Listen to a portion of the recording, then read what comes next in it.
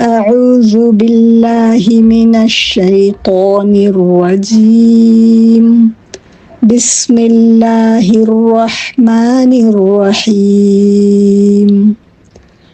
وَلَقَدْ جِئْنَاهُمْ بِكِتَابٍ فَصَّلْنَاهُ عَلَى عِلْمٍ هُدًى وَرَحْمَةً لِقَوْمٍ يُؤْمِنُونَ۔ اور بلا شبہ یقیناً ہم ان کے پاس ایسی کتاب لائے ہیں جسے ہم نے علم کی بنا پر خوب کھول کر بیان کیا ہے، ان لوگوں کے لیے ہدایت اور رحمت بنا کر جو ایمان رکھتے ہیں۔ یہ اللہ تعالیٰ خود آپ بتا رہے ہیں کہ ایسی یہ کتاب ہے جسے علم کی بنا پر کھول کر بیان کیا گیا ہے، ایسے ہی نہیں ہے قصے کہانیاں جیسے کہ لوگ کہتے ہیں نا، باتیں کرتے ہیں کہ جی یہ تو پرانے لوگوں کے قصے ہیں اور اس طرح کی کرتے ہیں جو، تو یہ قصے بھی جو ہیں نا ان کے بھی پیچھے کوئی نہ کوئی علم کی بیس ہے۔ تو یہ ہدایت اور رحمت کن کے لیے؟ جو ایمان رکھتے ہیں۔ فرمایا رسولوں کو مبعوث فرما کر، یعنی ان کو چن کر اپنے لیے، اپنی رسالت کے کاموں کے لیے اس کتاب کو نازل فرمایا۔ ظاہر ہے کتاب فرشتے لے کر تو نہیں سبق دے سکتے تھے نا آکے، تو ان کو ایک انہی میں سے، اسی قوم میں سے ایسا انسان چاہیے تھے جو ان کی زبان بھی سمجھتے ہوں، ان کے رسم و رواج سے بھی واقف ہوں، ان کی عادات سے بھی واقف ہوں۔ تو ہر قوم میں اس کے حساب سے ہی اللہ تعالیٰ نے انبیاء اور رسول بھیجے۔ اب ادھر ایک بات اگر آپ تھوڑی سی غور کریں گے نا، تو نبی پاک صلی اللہ علیہ وسلم آخری نبی ہونے کے ناطے ایک پوری مکمل ایک انسان تھے، یعنی جتنی خوبیاں آپ کو دوسرے پہلے پیغمبروں میں، رسولوں میں ملیں گی، وہ ایک ایک ہوں گی تو ان میں وہ ساری یکجا ہو گئی۔ مطلب بالکل آپ دیکھیں نا، ایک کمپلیٹ دین ہونا تھا تو وہ آپ کے اوپر ہوا۔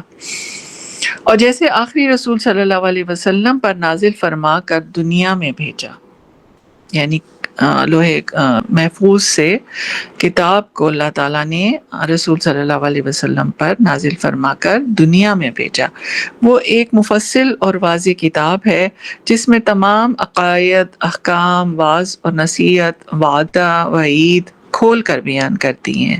یہ ایک مفصل اور واضح کتاب ہے، حق اور باطل کو واضح کر دیتی ہے، مشرکوں کے تمام ہیلے بہانے ختم کر دیتی ہے، اور یہ سب ہم نے اپنے علم سے کیا ہے، اللہ تعالیٰ فرما رہے ہیں۔ تفہیم القرآن سے ہے کہ اس میں پوری تفصیل کے ساتھ بتا دیا گیا ہے کہ حقیقت کیا ہے، اور ہم بڑی اچھی طرح جانتے ہیں کہ قرآن جب سے ہم لوگوں نے پڑھنا شروع کیا ہے اس کو سمجھ کر، تو پہلے بھی پڑھتے تھے لیکن جب سے سمجھ کر پڑھنا شروع کیا تو ہمیں ہر چیز کی حقیقت آہستہ آہستہ کھل کر سامنے آ رہی ہے۔ تو یہی ایک حقیقت ہے، اور وہ کیا ہے، اور انسان کے لیے دنیا کی زندگی میں کون سا رویہ درست ہے اور صحیح طرز زندگی کے بنیادی اصول کیا ہیں۔ ہدایت ہے نا، زندگی گزارنے کے طریقے ہیں نا اس میں۔ تو جو انسان فوت ہو جاتا ہے، مر جاتا ہے، اس کے لیے بخشوانے کا اس کو کوئی فائدہ نہیں ہوگا۔ یہ بالکل اپنے ذہن میں ایک بات ڈال لیں۔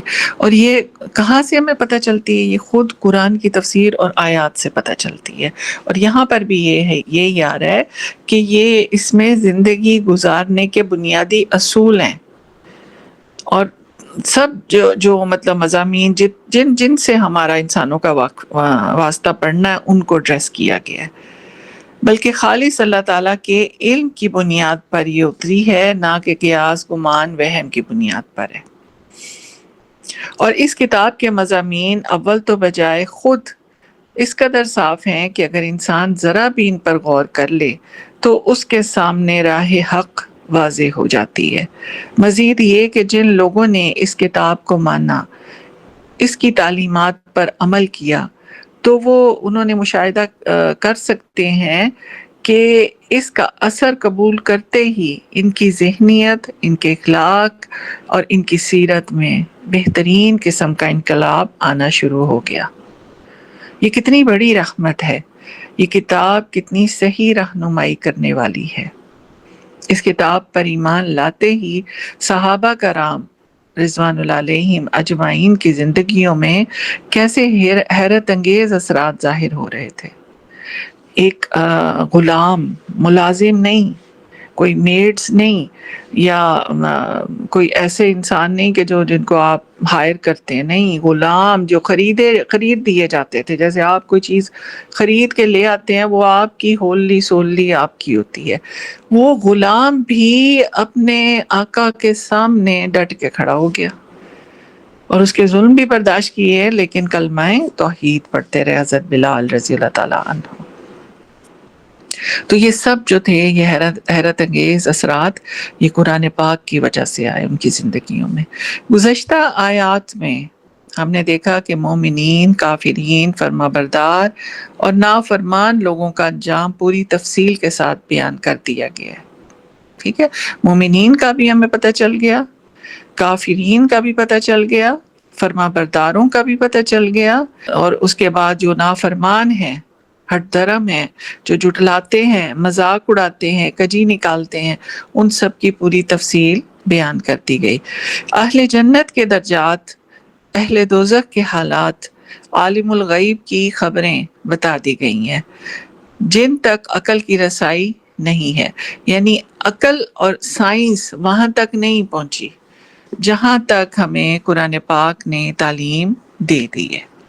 مزید یہ کہ جن لوگوں نے اس کتاب کو مانا، اس کی تعلیمات پر عمل کیا، مشاہدہ کیا جا سکتا ہے کہ ان کی زندگیوں میں واقعی تبدیلی آئی۔ یہ کام ہادی برحق کا ہی ہے تاکہ انسان اپنے انجام کی خبر پا کر سعادت کی طرف مائل ہو۔ لہٰذا فرمایا، اے لوگو، اللہ تعالیٰ نے تبلیغ، ایمان اور دعوت عمل دینے کے لیے قرآن نازل کر دیا ہے، اور اس میں تمام عقائد، احکام، واعظ و نصیحت، وعدہ، وعید وغیرہ کھول کر بیان کر دیے۔ یہ وعدہ وعید جو ہے، یہ وہی ہے نا کہ آپ وعید ہوتی ہے وارننگ، اب پہلے سے بتا دیا گیا ہے کہ یہ کام کریں گے تو ان کا انجام جو ہے وہ اچھا کبھی نہیں نکلنے والا۔ اور پھر وعدہ کیا ہے کہ ہاں، اگر میرے کہنے پہ چلو گے، اللہ تعالیٰ کے کہنے پہ چلو گے، اس کے مطابق زندگی گزارو گے، تو وہ وعدے سب سچے دیکھو گے۔ تو یہ سورہ الاعراف میں پیچھے اعراف والوں سے ہمیں یہی سب کچھ پتا چلا۔ حق اور باطل کو واضح کر دیا، اور یہ سب اللہ تعالیٰ نے اپنے کمال علم اور دانست کے موافق کیا۔ کسی کو اس کی صداقت میں ذرا بھی شک نہیں ہونا چاہیے۔ جو لوگ اس پر ایمان لے آتے ہیں ان کے لیے قرآن عین ہدایت اور مجسم رحمت ہے۔ قرآن، اب یہاں پر اس آیت کا جو لب لباب ہے وہ یہی آپ کو سمجھ آ رہا ہے کہ قرآن ہدایت ہے اور رحمت ہے، لیکن ان لوگوں کے لیے ہے جو مان جاتے ہیں، جو ایمان لاتے ہیں، وہ اس سے فائدہ اٹھا سکتے ہیں۔ اگلی آیت ہے آیت نمبر 53۔ هل ينظرون إلا تأويله يوم يأتي تأويله يقول الذين نسوه من قبل قد جاءت رسل ربنا بالحق فهل لنا من شفعاء فيشفعوا لنا أو نرد فنعمل غير الذي كنا نعمل قد خسروا أنفسهم وضل عنهم ما كانوا يفترون۔ اللہ تعالیٰ فرما رہے ہیں، حل ینظرون الا تأویلہ، وہ اس کے انجام کے سوا کس چیز کا انتظار کر رہے ہیں؟ یہ کہ آپ انجام کو دیکھیں گے، جس دن اس کا انجام آ پہنچے گا تو وہ لوگ جنہوں نے اس سے پہلے اسے بھلا دیا تھا کہیں گے کہ یقیناً ہمارے رب کے رسول حق لے کر آئے، تو کیا ہمارے لیے کوئی سفارش کرنے والے ہیں کہ وہ ہمارے لیے سفارش کریں، یا ہمیں واپس بھیجا جائے تو ہم اس کے برخلاف عمل کریں جو ہم کیا کرتے تھے۔ بلا شبہ انہوں نے اپنی جانوں کو خسارے میں ڈالا اور ان سے گم ہو گیا جو وہ جھوٹ باندھا کرتے تھے۔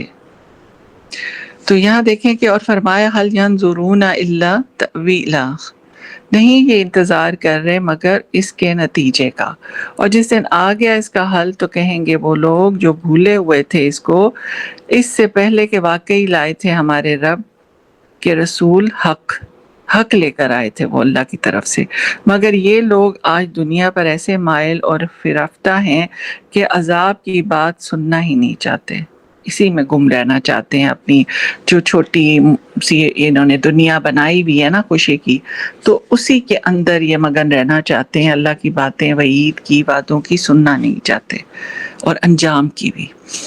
کہتے ہیں ایسی خیالی باتیں اور ڈراوے ہم سنتے رہتے ہیں، جب دیکھیں گے تو پھر یہ مان لیں گے، یعنی کہ یہ دیکھ کر ہی مانیں گے، اور یہی اب ان کے ساتھ ہو رہا ہے۔ اس کے جواب میں فرمایا کہ یہ تو قیامت کے منتظر ہیں، مطلب اب قیامت کے انتظار میں ہے کہ آ جائے تو پھر ہم دیکھیں، جب وہ واقع ہو جائے گی تب ایمان لائیں گے، اور جب غیب کا پردہ کھل جائے گا پھر کیسا ایمان اور کون سا ایمان؟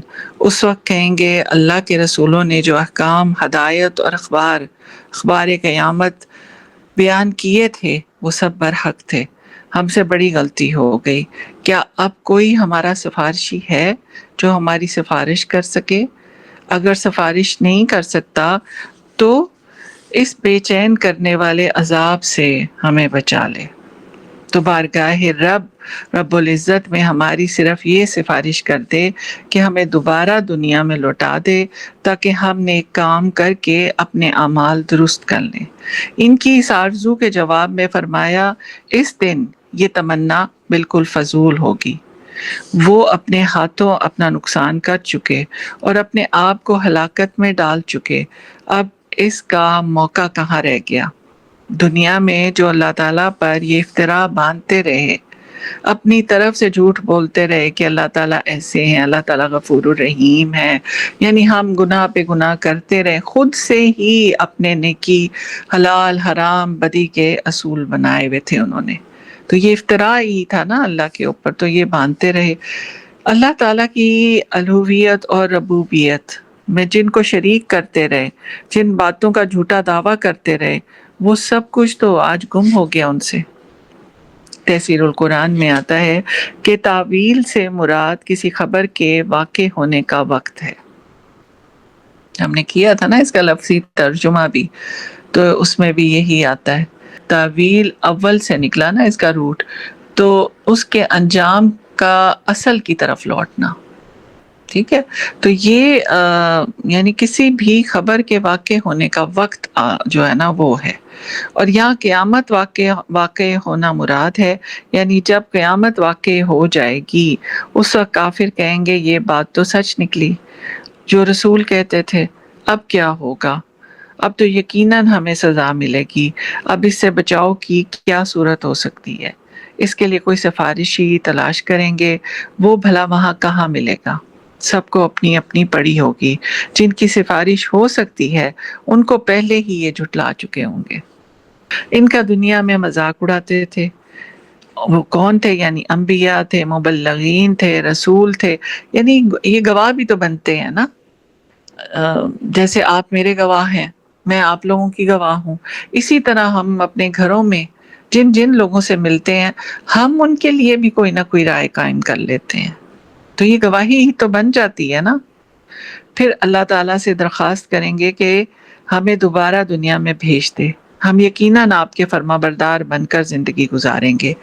یہاں تو ان کی درخواست کا کوئی جواب نہیں فرمایا، تاہم دوسرے مقامات پر فرمایا، یعنی اس آیت میں تو نہیں ہے لیکن ہمیں قرآن میں ملتا ہے دوسرے مقامات پر کہ حقیقت کا مشاہدہ کرنے کے بعد، غیب کے پردے اٹھنے کے بعد ایمان لانا کوئی فائدہ نہیں دیتا، اور کوئی کیسی فرما برداری بھی اس وقت بتائے کہ میں ایسا ہو جاؤں گا یا کروں گا تو وہ بھی نہیں مانی جاتی۔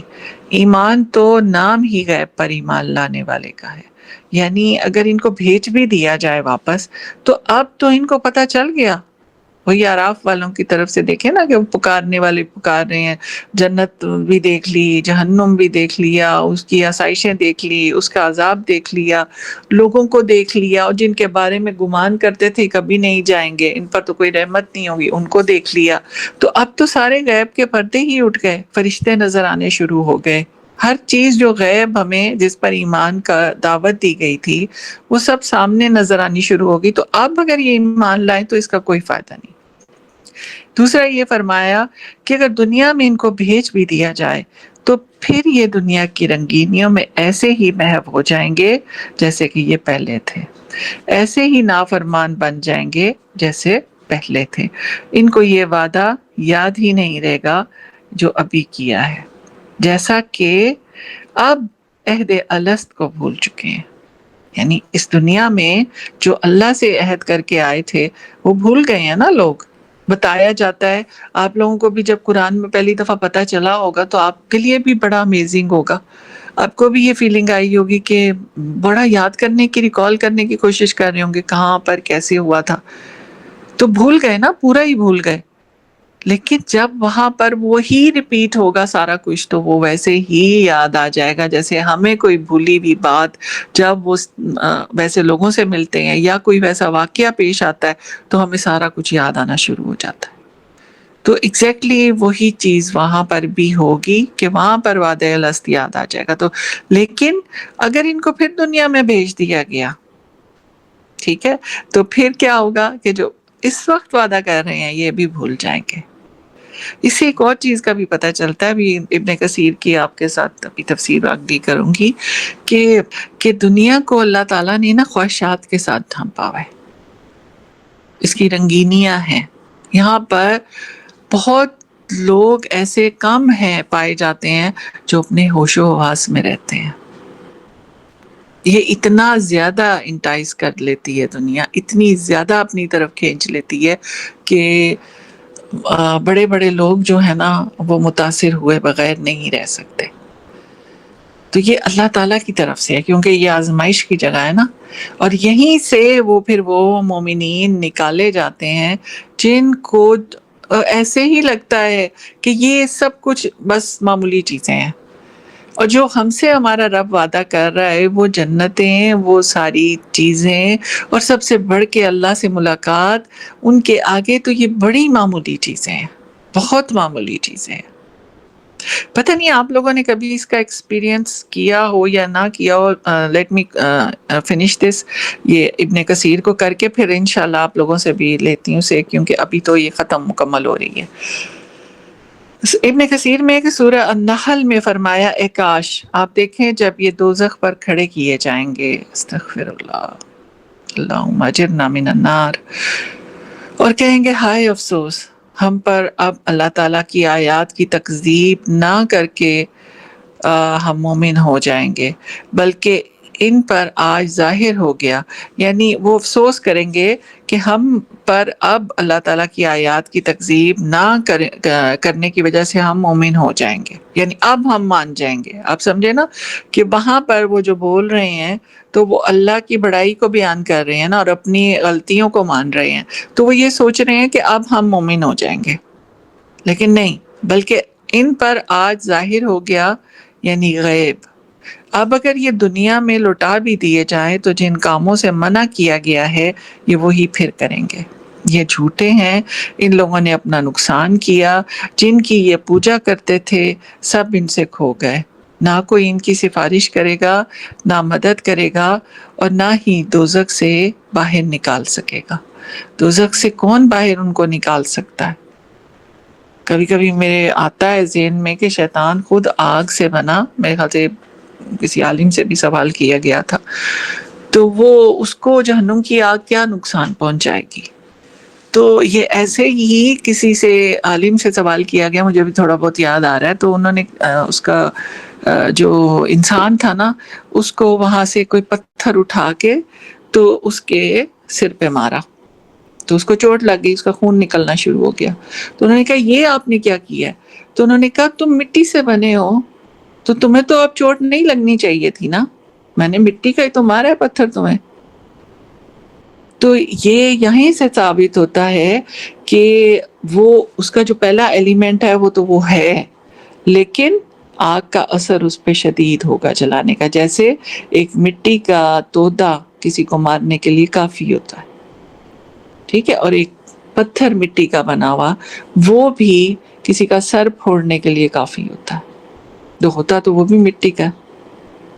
اچھا، اب یہ میں یہاں پر بات کر رہی تھی آپ سے کہ دنیا کی جو رعنائیاں ہیں، چلے تھوڑا سا اس میں آپ لوگوں کی سب کی بات لیتی ہوں، مطلب ہم خواتین کو تو ویسے ہی بہت اٹریکٹ کرتی ہیں چیزیں، یہ شاپنگ وغیرہ، مالز میں جانا، اس کے بعد پھر یہ کیا نام ہے، کھانے کھانا باہر سے، اور ویکینڈ کا ہمارا سب سے بڑا شغل یہی ہوتا ہے کہ شاپنگ کریں گے اور پھر ہم ڈائن آؤٹ کر کے آئیں گے، ٹھیک ہے، اور پھر آ کے مووی دیکھیں گے یا ڈرامہ دیکھیں گے اپنی پسند کا، مطلب سب سے بڑی انٹرٹینمنٹ ہماری یہ ہے۔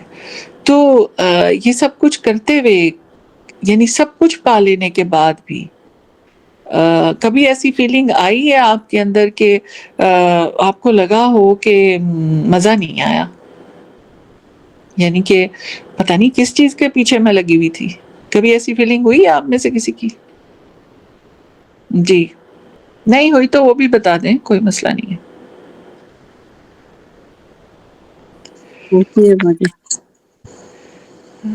شبانہ جی جی بہت زیادہ، کبھی کبھی انسان نہ چاہتے ہوئے بھی کچھ حدود کراس کر جاتا ہے، تو پھر ڈر اور خوف تو لگتا ہی ہے، اور پھر رات کی نیند جو ہے بہت خراب رہتی ہے، یعنی کہ بار بار آنکھ کھلتی ہے اور یہ لگتا ہے کہ ارے یہ کیوں کر دیا، پتا تھا ایسا نہیں کرنا ہے، تو بہت عجیب سی فیلنگ ہوتی ہے۔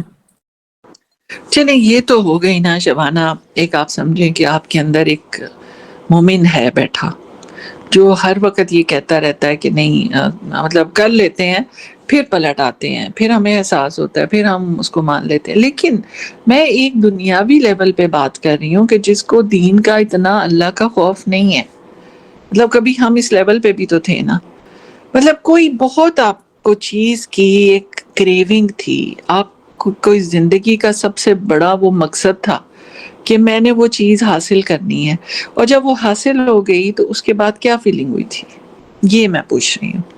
اس طرح کا کسی کے ساتھ کبھی کوئی ایکسپیرینس ہوا ہے قرآن پڑھنے سے پہلے کی بات؟ جی، فزیکل ٹائرنگ بہت ہو جاتی ہے، شوق تو بہت رہتا ہے یہاں جائیں گے وہاں جائیں گے، اس کے بعد اتنا تھکاوٹ ہو جاتا ہے کہ یہ ہمیشہ لگتا ہے، چاہے ابھی ہو یا جب قرآن سے اس طرح سے نہیں جڑی ہوئے تھے تب۔ فزیکل ٹائرنگ بہت ہو جاتی ہے، شوق رہتا ہے یہ کرنا وہ کرنا، اس کے بعد پھر وہ جو تھکاوٹ ہوتی ہے، اب یہ ہے کہ اس چیز کو پرہیز کرتے ہیں کہ تھکاوٹ ہو جائے گی تو پھر جیسے کہ لیٹ نائٹ نہیں ایک دم پریفر کروں گی کہ لیٹ نائٹ والا کام نہیں، ورنہ فجر چھوٹ جائے گی، اور چھوٹ بھی جاتا ہے، اللہ معاف کرے تو بہت زیادہ غصہ خود پر آتا ہے۔ تو یہ فزیکل ٹائرنگ جو ہو جاتی ہے یہ پھر دونوں چیز کے لیے نقصان دہ ہو جاتا ہے، کبھی بچوں کے اسکول کے لیے بھی لیٹ ہو جاتے ہیں، کبھی اگر سیٹرڈے کو لیٹ نائٹ ہو گیا کچھ کام تو لو سنڈے کو ٹفن کرنا یہ کرنا بھی لیٹ، تو دونوں چیز افیکٹ ہوتا ہے، مجھے تو یہ فیل ہوتا ہے۔ چلیں، آپ کی بھی سے آ گئی ماشاءاللہ، شبانہ کی بھی آ گئی، آپ فزیکلی ٹائر ہو جاتی ہیں، شبانہ کو ریگریٹ ہوتا ہے، اور کوئی بہن؟ شاباش،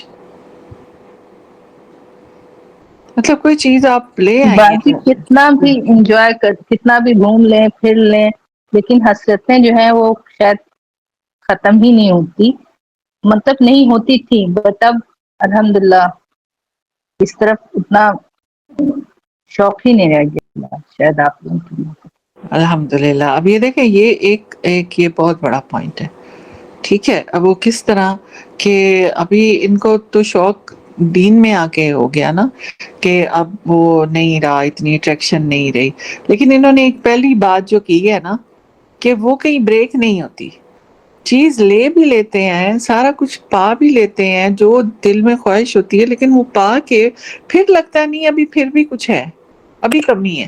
جیسے باجی وہ ابھی ریسنٹلی میں سن رہی تھی ڈاکٹر فرت ہاشمی، وہ الگ الگ جگہ جیسے یوروپ میں گھوم رہی ہیں اور جگہ جگہ درس دے رہی ہیں، تو وہ یہی بول رہی تھی کہ بچوں کے بارے میں کہ جیسے ہم لوگ بھی اسی طرح سے ہیں بچوں کو آپ کتنے بھی کھلونے دے دیں، وہ تھوڑی دیر اس کے ساتھ خوش ہوتے ہیں، اس کے بعد اس کو بھول جاتے ہیں، وہ دیکھنا بھی نہیں چاہتے ہیں. اور اس سے پہلے یہ ہوتا ہے کہ بہت زیادہ اس کھلونے کو حاصل کرنے کے لیے بہت رونا، اگر نہیں دلایا تو بہت رونا، ضد کرنا.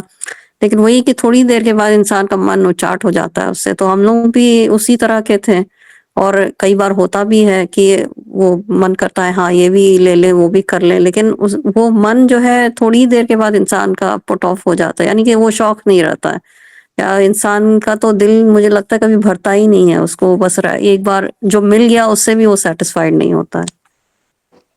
الہاکم التکاثر حتی زرتم المقابر، یہ وہی بات ہے نا سورہ تکاثر والی، کہ جن کا دل نہیں بھرتا نا، اور یہ ہم شروع میں دعا پڑھتے ہیں، اس نفس سے پناہ مانگتے ہیں جو سیر نہ ہو، جو بھرے نہ، تو وہ ایسے انسان کا نہیں بھرتا دل. وہ یعنی کہ ایک گاڑی لی ہے نا تو وہ پھر اور اس سے اچھا ماڈل اس کو چاہیے ہوتا ہے. یہ ٹھیک نا ہے، دل مانگے مور والی بات ہے. ہاں بالکل. اور پھر آپ دیکھیں کہ ایک محبت کرنا کوئی بری بات نہیں ہے. آپ نے شاید یہ حدیث سنی ہو نبی پاک صلی اللہ علیہ وسلم کی، یا پڑھی ہو کہ دو محبت کرنے والوں کے لیے نکاح سے بہتر کوئی چیز نہیں ہے. ٹھیک ہے، تو اسلام اس کو برا نہیں سمجھتا، لیکن اس کا اینڈ ریزلٹ نکاح ہونا چاہیے. یہ نہیں کہ باہر مل لیا اور دل اچاٹ ہو گیا تو چلو موو آن کر لیں. نہیں، ہم بریک اپ ہو گیا، اب ہم کہیں اور جا رہے ہیں، یہ چیز نہیں ہے. السلام علیکم ورحمۃ اللہ وبرکاتہ. وعلیکم باجی السلام. آپ نے بھی کہا کہ وہ تو ایک کنڈیشن ہے نا، اللہ رحم کرے. تو ہمیں تو سورہ نساء میں روک دیا گیا ہے نا چھپی دوستیوں سے. جی وہ یہی تو کہہ رہی ہوں، محبت تو ہو ہی جاتی ہے نا جمیلہ. انسان کو کزنز بھی ایک دوسرے کو کبھی دیکھتے ہیں تو وہ بھی چاہتے ہیں، کبھی خواہش کر لیتے ہیں کہ ادھر میری شادی ہو. تو محبت کرنا کوئی بری بات نہیں ہے. نہیں نہیں، خواہش تو کر سکتے ہیں، ہاں خواہش کر سکتے ہیں. اس بارے میں تو نبی صلی اللہ علیہ وسلم نے فرمایا کہ مطلب رائے لیں. بچی کی رائے خاموشی ہے، بچی کی رائے خاموشی ہے. اگر وہ خاموش ہو جائے تو منہ سے بھی کہہ سکتے ہیں. آپ نے نبی صلی اللہ علیہ وسلم نے ایک نکاح کروا دیا تھا، جو انہوں نے کہا کہ مجھے پسند نہیں، صحابیہ نے. جی بالکل درست آپ کہہ رہی ہیں. لیکن وہ میں بات جو کہنا چاہ رہی تھی نا، وہ بات بیچ میں رہ گئی. وہ بات یہ کہنا چاہ رہی تھی کہ آج ہماری 90% جو ہماری یوتھ ہے، ایون کہ ہمارے شادی شدہ بھی جو ہیں، وہ بھی کہیں اور اپنی پسند سے شادی کرنا چاہتے ہیں. ان کے بھی کہیں کوئی نہ کوئی ہیرو اور ہیروئن ان کے ذہنوں میں بیٹھے ہوتے ہیں. اور جس وقت وہ، آپ یہ دیکھیں کہ ایک سال کے اندر اندر وہ ایک دوسرے کی شکل دیکھنا نہیں پسند کرتے. بات میں یہ کہنا چاہ رہی تھی کہ کتنی مطلب دنیا کی جو محبت ہے وہ بھی تو ایسی ہی ہے. اور جو پھر یہی بات ہے کہ جو نکاح کے بعد محبت ہوتی ہے نا، وہی ہی دائمی ہوتی ہے. وہ پہلے تو بس وہی آپ دیکھیں نا، پرفیومز اور اچھے کپڑے اور میک اپ اور بال اسٹریٹ ہوئے ہوئے اور زبردست شوز ہیں. نہ اس کی واش روم کی ہیبٹس کا پتہ ہوتا ہے، نہ ان کی کھانے پینے کی اس طرح سے ہیبٹس کا پتہ ہوتا ہے، نہ سونے کے طریقے کا پتہ ہوتا ہے. اور جس وقت وہ سب چیزیں کھلتی ہیں تو وہ جو پریاں، حور پریاں اور وہ شہزادے جو ہے نا، وہ سب سے بڑے گدھے لگنے لگ پڑتے ہیں. تو یہ چیز ہمارے سامنے ہے، یہ دنیا کی ریالٹیز ہیں. لیکن وہی چیز جب ہم ایک پراپر اللہ کے اس میں کرتے ہیں، اور ایسے کہیں آپ کو میں نے واقعات پہلے بھی سنائے ہیں کہ جنہوں نے ایک دینی لڑکی کو پسند کیا، خواہ وہ دیکھنے میں اتنی اچھی نہیں تھی، تو ان کی نسلوں میں آگے عالم پیدا ہوئے. تو یہ بات ہے کہ جو قرآن کے مطابق اپنی زندگی گزارتا ہے، ہدایت کے مطابق زندگی گزارتا ہے، اس کے لیے یہ دنیا بھی جنت بنتی ہے. یہیں سے جنت کا سٹارٹ ہو جاتا ہے.